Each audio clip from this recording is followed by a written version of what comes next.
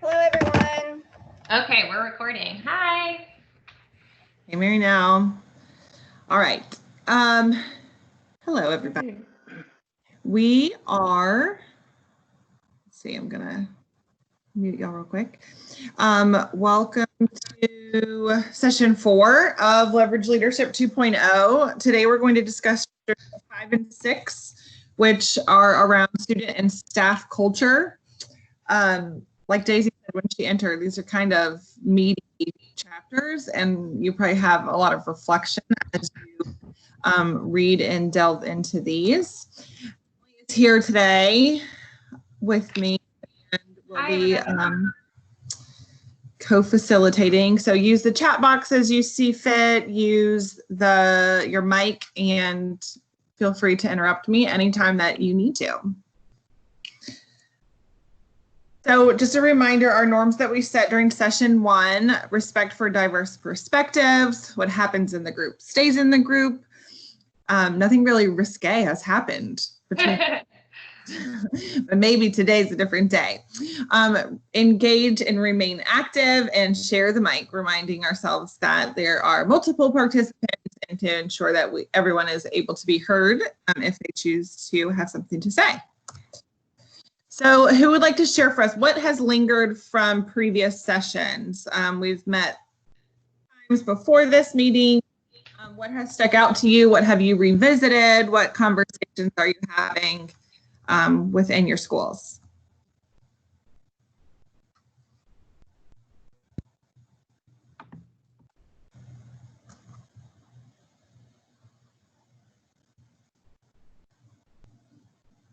Don't be shy. Data, Lynette. Yeah, it's that time of year, but that's hard. So tell us, I know, Lynette, you said your mic doesn't work. So tell us a little bit more. What data are you analyzing right now, or are you just having conversations about using data moving forward? Because data is hard to come by right now. So elaborate for us, please.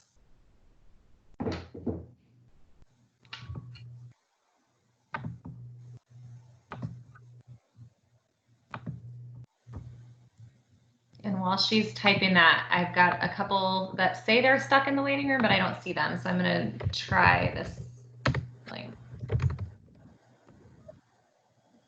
Oh, let's see. Okay, so Lynette says data needs to inform where students are, especially after the COVID school gap. Yeah, so let's take a minute to talk a little bit about that, because I've been thinking about this with some of my national colleagues. What are you guys, have you thought about a plan to use data that you had maybe in the fall and winter and early spring this year to kind of locate the gap? And what is that data? Are you looking at map data? What are you looking at? And Lynette says, we need to know exactly where our students are before re-engaging in the fall. Yeah, there's it's just crazy because the kids have been out since March and you have no idea how much of that virtual learning stuck and where you need to fill in those gaps so that everybody's on an even playing field to start off instruction for 2021. Mm-hmm.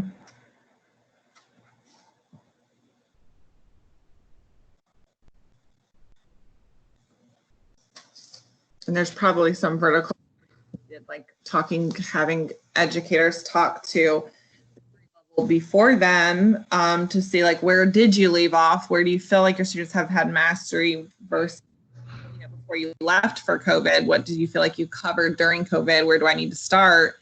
But also vertical alignment to the grade level that you're passing students along to, or courses if you're a high school. Like, this is what we really did well, and here's kind of what we skimmed due to probably some vertical alignment data discussions too. Hey, Emily, you're going a little bit in and out, so you might need to shift a little bit. Geez Louise. I know, we could hear you for the most part. It was just. Okay. I was also moving away from my computer. I was kind of rocking, so I'll just. I'll lean in a little closer. Okay.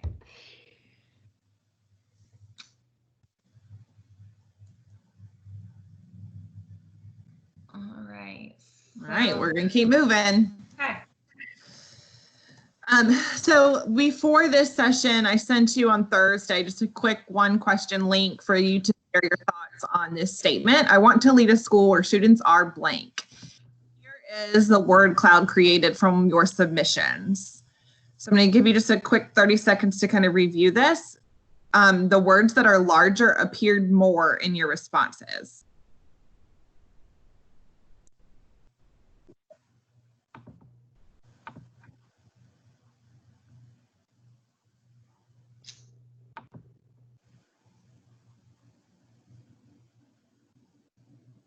All right, so what stands out to you here?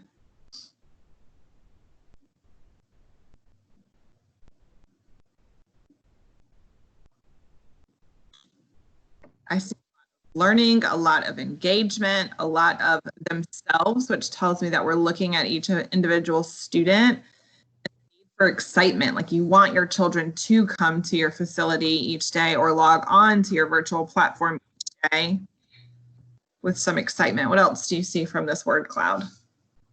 Tanika says learning and engaged. Mm-hmm.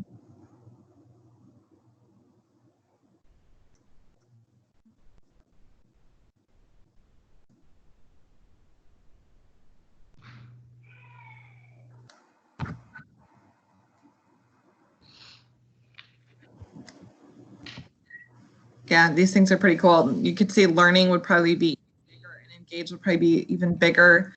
Note to self for me in the future, I think that uppercase makes it different. So learning and engagement may be even larger. But these are all good words. We want our students to offer all of these things. We have a vision. We want them to be lifelong learners. It's academic focus, good citizens. Mm-hmm. All good words here. Oh, safe is there too. That's important, especially this. Yeah, and Emily, I can't see it because my toolbar is over it. What is the last word at the bottom in green there? It's under influence. Influences, underneath influences, there's productive, there's preparing, there's engage. Oh, hang on. And then underneath respect is, mine's not showing me either. I gotta wait for my tool. Yeah. Living. Okay, living and engaged is under respect as well. Mm-hmm. You probably see underneath excelling on the left is future. You can probably see the beginning of that word, but maybe not the end of it. Yeah. The good words there. I like that. Thank y'all for participating there. It's always important to kind of remember why are we doing this, and it's for students. And this is kind of a good self-reflection too for you. Kind of bring it all back to your vision. Mm-hmm. Okay, so our first discussion point regarding student culture. The question here that I would like to pose to you is, why does student culture matter? Page 253 states that student culture matters not only because it gives our students a solid foundation of which to learn, but also because it's our opportunity to communicate to our students how much we believe in them and that we will support them in becoming their best self. Excuse me, quotation at the end. Why does student culture matter? I think student culture matters so much because it sounds really cliche and corny when I say it out loud, but we really preach the warrior way and what that means in terms of respecting each other and how to treat each other and those things. And, someone commented when they visited our campus, like how, polite and respectful and all of that the students are, and how do we, they're not fighting, they have camaraderie, and how do we do that?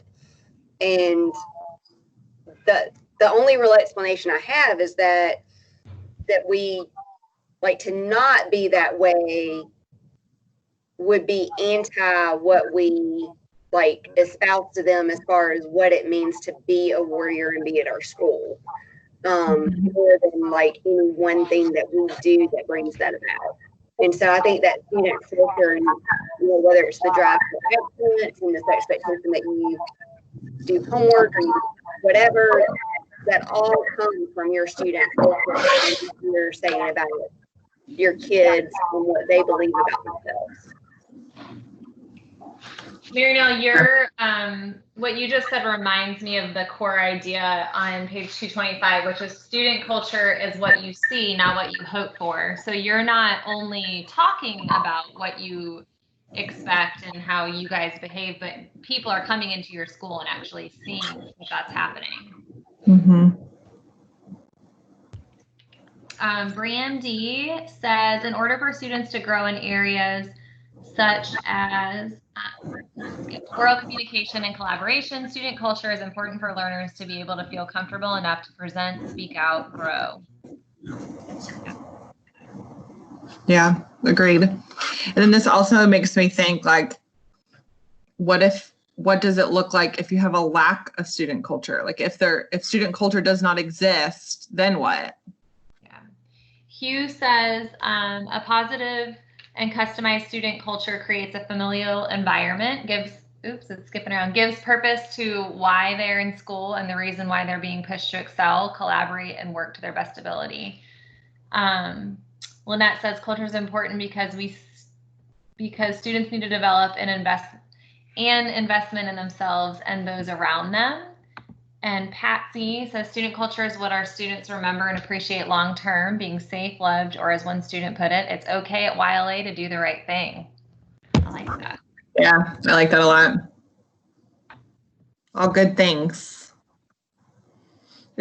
Like you said, it's a feeling too. People need to see it, but your students also need to feel it. And it's not just something that we preach about, but we put into practice. And it happens, daily. It's not something we visit at the beginning of the year to set the tone and then not revisit.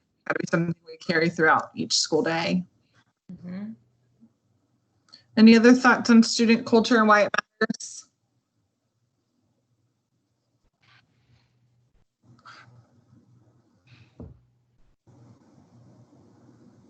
Okay. Have you ever asked your staff to define their dream school?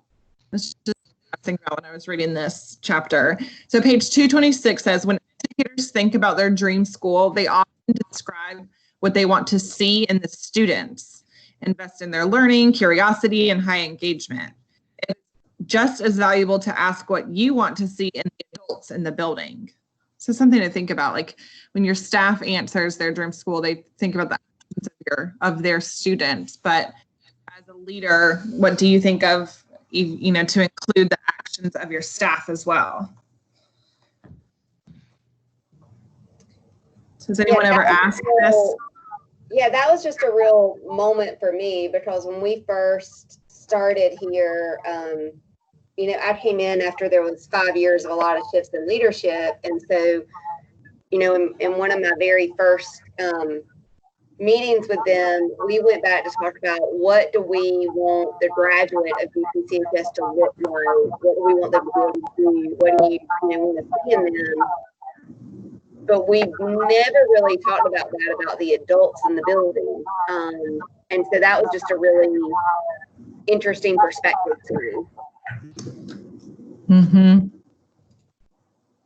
Amy says, yes, we have. So Amy, what does your staff say they're like, how do they define their dream school?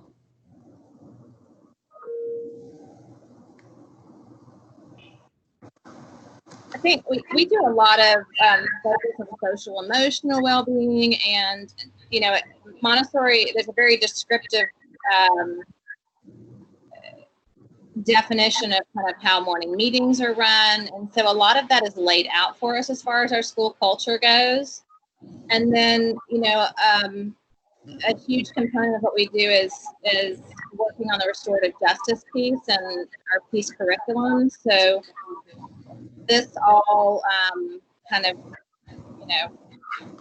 directs the school culture in our setting, and we've done a lot of marketing work this past year and defining the why and looking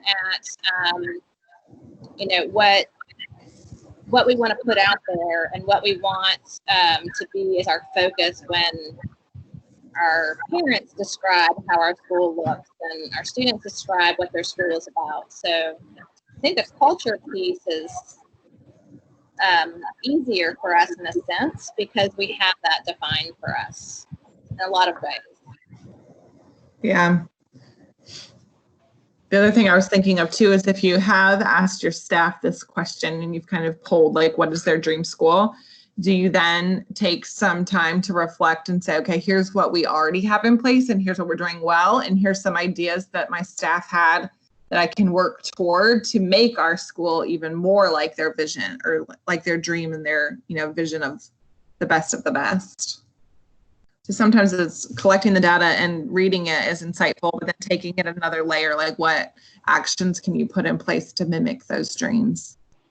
Right. We did the Find Your Why book with our staff, and just to have as a school, what is a collective common language that we have for our community. And we also set up committees based on what they wanted and saw as the focuses and the attributes that we already had and to develop how we wanted to get to, the vision that we all have of it.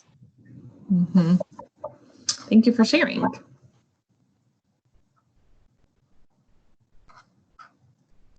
Any other thoughts on dream schools and surveying your staff?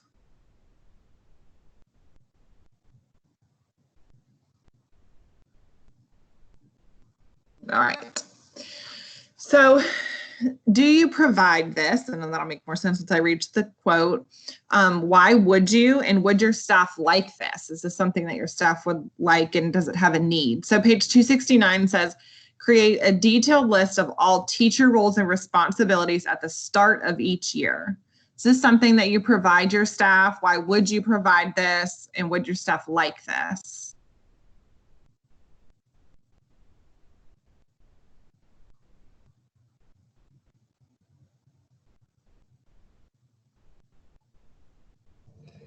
So we have a detailed list of things such as what your syllabus should hold or what should be on your website or things like that.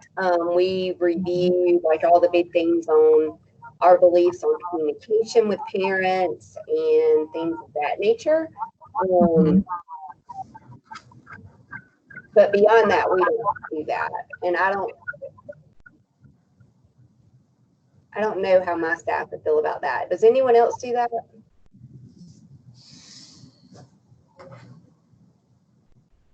So if you have a staff that kind of returns year to year and it's kind of, you have a core group and it's a smaller group, it may not necessarily be something that you need within your building, Mary-Nell. But what if you were at a really large school and you imagine that first year teacher who passes all these faces in the hallway, but has no idea like what that person does, or I really just need to go talk to the person that's in charge of Power School, but there's 14 people in the office and I don't know which one of them does that. So providing something, I always just try to I did in mentoring within a school setting even, is if the school didn't have one, I would create just like a one-pager for new teachers and saying like, okay, this is the custodian. Make sure you say hello.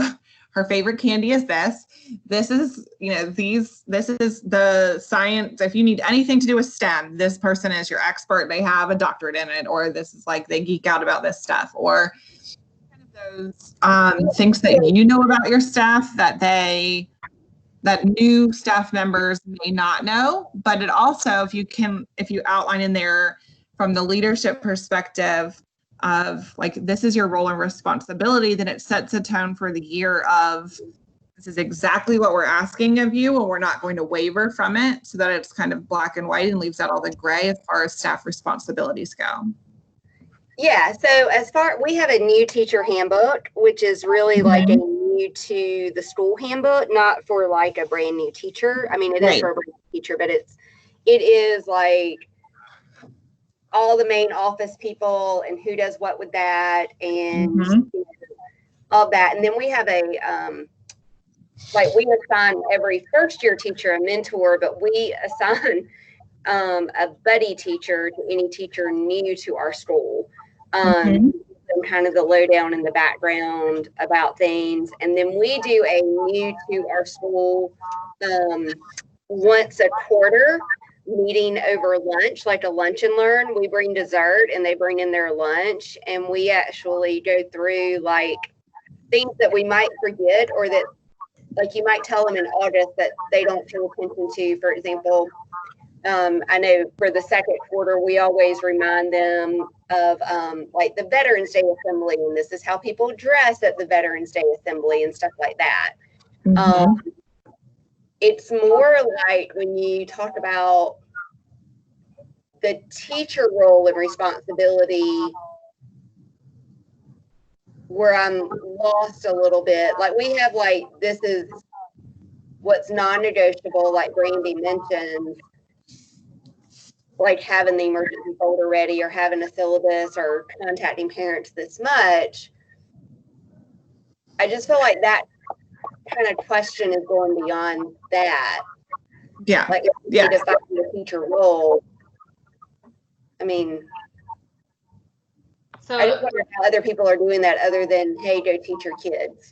yeah. Right. So we've got a few comments. So Tanika says, yes, we provide teacher expectations document and meeting focused on this, which sounds similar to what Mary Nell is doing. Hugh says, yes, this is something that we consider providing, but I do believe that going forward, it would be a great tool for helping, especially new teachers, at least a framework or rubric to make sure that they're on track. Amy says, we have this in our handbook and go over this with new staff during pre-planning. Brandy says, we also have a business rules non-negotiables type list for staff with specifics about where emergency folders should be posted in class, attending duty, presence in hallways and doors, during class changes. If you don't tell them, don't expect it to happen. Yep, I totally agree. Yes. Lynette says, we provide staff with specific job descriptions so that they know what our expectations are for each person. We believe it provides transparency, and it also provides staff with a map they can use to relieve the anxiety of, is this what I'm supposed to be doing? Even admin maintains an open dialogue. It helps to have a clear reference. Mhm.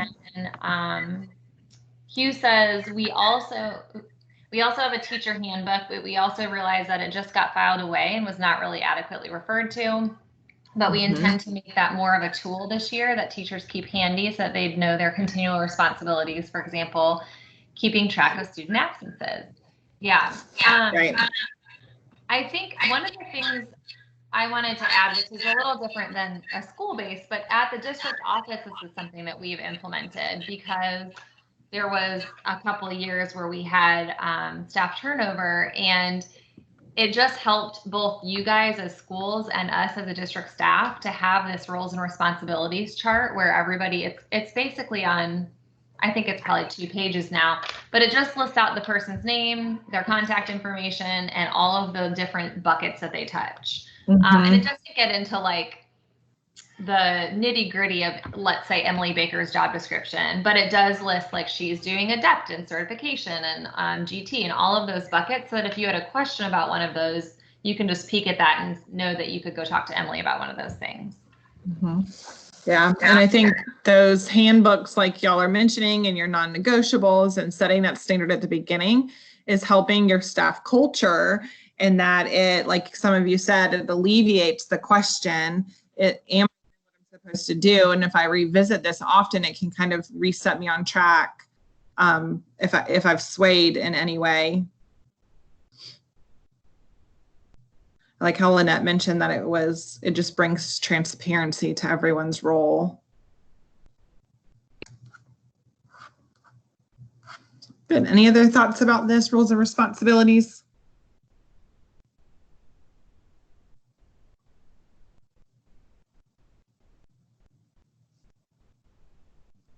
All right.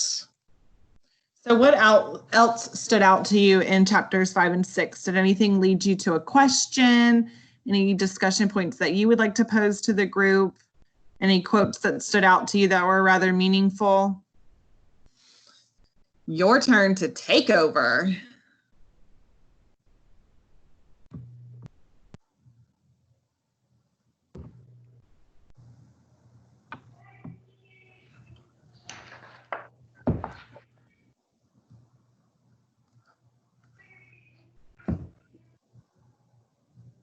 Hi, this is Daisy.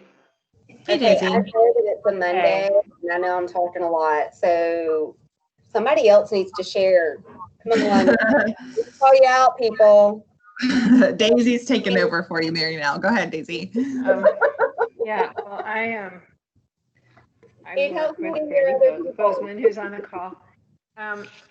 I work with adults. I coach adults, and I'm one of the founders of Polaris Tech Charter School, which is why I've been included in this call, and I'm really grateful. I'm learning a lot. I love page 266. The quote, "A great staff culture is built on love, but that doesn't make it soft. It's the steel that keeps your community strong." Because I teach what I call the fundamental skills or foundational skills to adults and corporations. And I hate hearing the word soft skills. I say, is the skeleton that's holding up your body soft?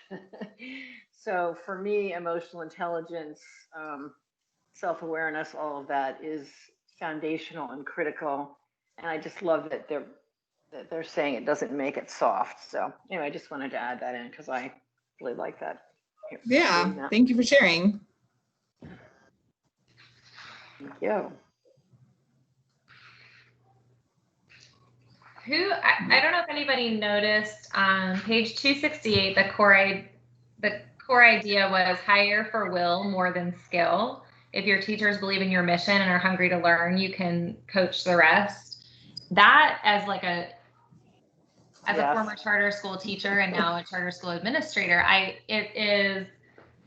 feel like we have more flexibility to do that in the seats that we sit in here than if we were in traditional districts, because there are so many stipulations about certification and certain criteria that we have flexibilities on here, so we can hire for the person that fits kind of our mission and then coach them to be a knockout teacher. I was wondering if anybody else noticed that one and thought we're in good shape for that one. Yeah, it's a great point. It's a great point. And I, again, coach that in corporations. I think it's absolutely essential. You cannot teach emotional intelligence as easily as you might be able to teach programming or something. Yeah. Cool. Yeah. I agree.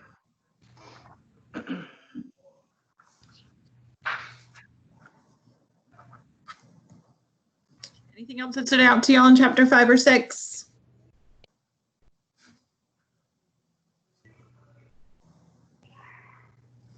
All right. So takeaways from Emily. Go ahead. Got one more from Hugh. It just came through. He says in the section on Find the Gap, page 231, he found the question, what would the students be doing that would indicate the system was being implemented poorly?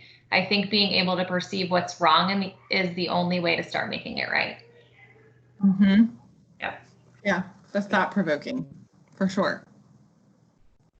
What would the doing that would indicate the system was being implemented poorly? Yeah, so like what evidence do you see? What will the students take if something lacks implementation?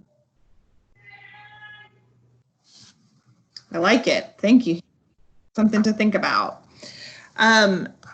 Something that stood out to me that you could implement immediately is when you were reading these two chapters, if you did not do the self-assessment for student and staff culture, they're at the end of each chapter. So for student culture, it starts on page 259, and it's basically just, I would encourage you to take 10 minutes, take 5 minutes for student and 5 minutes for staff, and go through what is your self-assessment, looking at the student culture rubric that the book provides, and then what items are your biggest improvement, what areas do you need to make improvement on within your own school about student culture, and then start creating some action steps for that. And then in chapter 5, page 288 starts self-assessment and the action planning for staff culture. So I would encourage you to take 5 minutes there to just like look over the key action steps that come right before this page what is your takeaway? What can you do right now? And what action steps do you need to plan for in the future? So I would encourage you to take 10 minutes, if you haven't done so already while you were reading, to do a self-assessment for both student and staff culture. Did anyone else have any takeaways for something that they could implement immediately that they took from the book? Like, oh, that's a really quick, easy tweak for myself.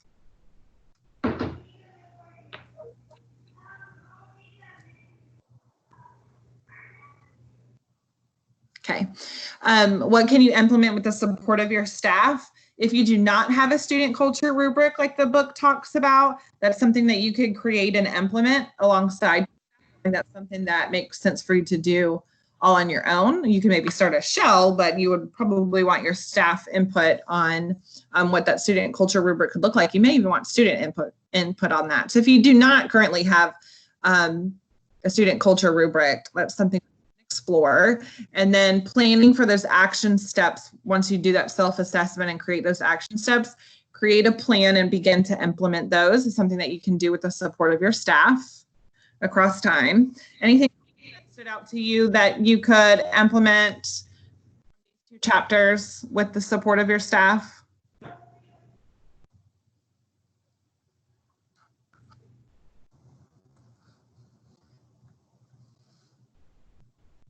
I'm just assuming that everybody's typing away in the chat box, ready to jump in. or doing their self-assessment, yes. And then these last 3 quotes are something that stood out to me. And then if you have any that you highlighted and starred, feel free to share. But page 223, you can't blame your students for your school's culture. They simply follow the adults. Yes, that one, I can't tell you how many times I've heard, that's the kids we get. It's the kids we get. Yeah. Yeah, Hugh just wrote that same quote. He said that this is a powerful statement because I think sometimes it's explicitly believed that student outcomes are to blame, but in truth, it's the staff and administration's implicit inputs that set the bar. That is so, so true. Yeah. Yep. Yeah. So if it's a constant conversation about, well, my students are doing this, my students are doing that, at some point you self-reflect and see like what actions, what are they seeing the adults do? What actions are the adults taking that may enhance those behaviors that you maybe don't want to see within your building? Yeah. Brandy says, one of my past superintendents used to say, parents have sent you the best they have. Yeah. Yep. And every single day. Lynette says, page 280, turn a blind eye to negative actions and those will become habits. Address them immediately and you solidify the culture. That is so true. And it's hard to do. It's hard to be that, but you got to do it. Otherwise it becomes toxic. And Amy just says, yes. Yeah. So those hard conversations, like you're saying, Lynette, they're hard to have and they're uncomfortable. But if you don't take care of it right then and there, it's something that's going to live on and it's going to be harder for you to unpack later. Yeah, I like that. Page 264 said, my teachers have to trust that I give them feedback to help them improve, not just to tell them what to do. So this is kind of bringing in that staff here, that you really have to have that good, solid relationship with your staff so that when you are giving feedback, the more often you do it, the better this will come across, but that they really understand that you have their best interests at heart and you want them to grow just as much as you want your students growing. And page 279. Oh, and now my toolbar is down there. I got to get it to go away again. Okay. What we praise is what we value. Let them hear about how important staff culture is day in and day out. So if you're praising it and they hear praising it over and over again, they're going to see something that you value rather than just a one-time drive-by. And I said it at the beginning of the year and it's in your handbook. And then now we're going to move on. So the more you can back those documents and those conversations and values will be powerful. Yeah. Hugh says, I think that the idea of creating a professional learning community requires that scholars see teachers learning and reading and studying and developing their own skill sets, because that's what we are also asking of scholars. Yeah. Yeah. It's always fun when you go into a school and you can know when the culture is normal for others observing, but You also go into schools and the 4-year-olds are like, who are you and what are you doing here? And I always just say, I'm just here to watch your teacher. You know how your teacher watches you? I'm just here to watch your teacher. Mm-hmm. And so it's, that's something to think about too, is that, having those PLCs, and yes, your students need to not only see your teachers learning, but the literacy also says, make sure they see your teachers read.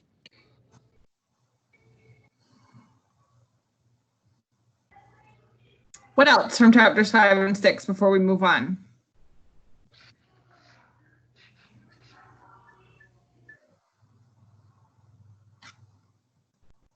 All right. So session 5 next week, we will meet again on June the 29th. This will be our final session.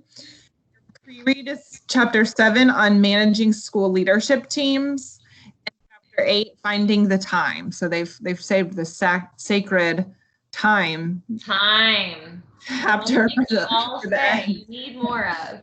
Yes. So those will be chapters, and we'll wrap things up next week. But a pre-reflection as you're going through, especially with chapter 7, self-reflect, take some notes, jot down, make a little infographic if you need to about who is on your leadership team, maybe who was on for 1920 and who will be on for 2021. Why are those people on your leadership team? Like, what purpose do they serve? And then review your last 3 meetings. And I know we're in this wonky world. You can dig back if leadership team meetings aren't something you've carried in this month. But review your last 3 meetings and what did you spend your time on? So is your leadership team meeting data heavy? Is your leadership team meeting operations heavy? Are we just coordinating our calendars? What are we doing with our time in those leadership team meetings? So self-reflect on who's on your team, why are they on your team? Is there anyone else on your staff, or maybe some new experts that you've brought into your building for next year that could help? And what are you spending your time on in those meetings? So that's the self-reflection for next time. Yep, Mary Nell's got my last 3 meetings are COVID-19 and social justice PD. Yes, Right. Yeah. So try to maybe go pre-COVID. What were you spending your time on? Yeah. Normal world. What did that look like? Yeah, that's the difficulty is everything is COVID-19, and then my teachers are concerned about making sure they can support all of their students and implement some things with social justice for the fall too. So right. Yeah. I shared with you last Thursday the link to our Google Drive. If you have promised anyone access to any of your documents, there's a folder in there for you to drop documents in.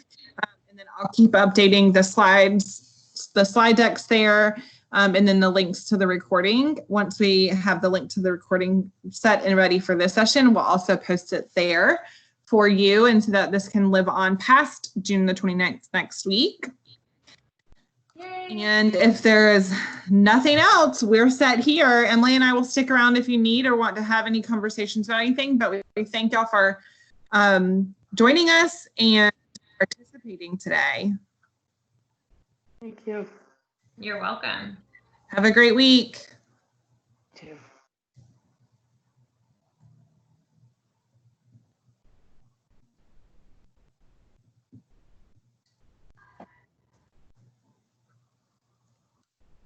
Let me stop the recording, Emily. Sure. Yeah. I got it.